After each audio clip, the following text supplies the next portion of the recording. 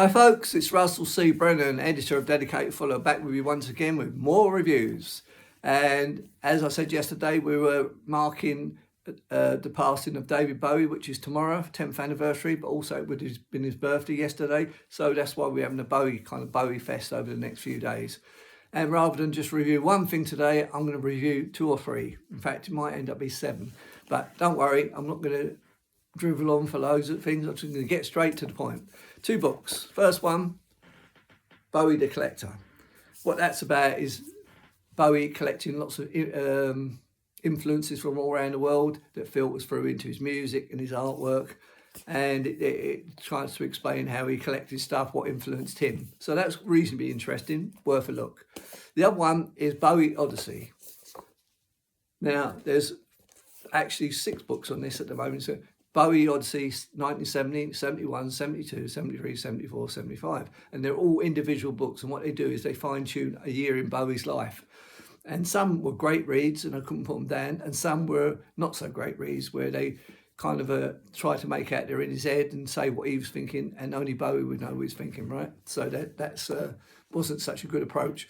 And some had a bit too much padding in it, and some didn't. And what I mean by padding is the approach they took, as well as fine-tuning every single thing Bowie did on that year, they showed you a lot was going on in the world in, say, for instance, 73, for instance. So what else was going on musically, politically, you name it. So they're kind of giving an overall picture. So if you like a flashback in time to know what was going on in, say, 1973, then that's worth reading. So you can, learn about that if you're into history, as well as about Bowie. So that's one good approach if you're into that. If you're just a Bowie fan, you probably will like it and want to get it. And like I said, but you've got to get 6 books rather than 1, because each one goes on a year. It's put out by Omnibus by Simon Goddard is the author of this one. And the author of the previous one was Nick Smart. And let me see, that one's on Omnibus, as I say. And this one's on McNider Grace. They're an independent publisher, so they're worth supporting more. I'm a big supporter of indie publishers rather than the big boys. So one's by a bigger company, one's by a smaller company. And in fact, if push came to shove, I'd go for the smaller one first. But if you ask me what's the best book I've read on Bowie, because there's hundreds out there, I'd say one by Dylan Jones. But that's a really big book. So that's one worth checking out. There's hundreds of books about David Bowie, but we just want to mark the legend that is David Bowie by doing reviews. Yesterday was music, today it's books. So I'll be out tomorrow kind of meeting up with other Bowie people to kind of mark the 10th anniversary of his passing, because I have a lot of Bowie connections myself. I might reveal that at another time.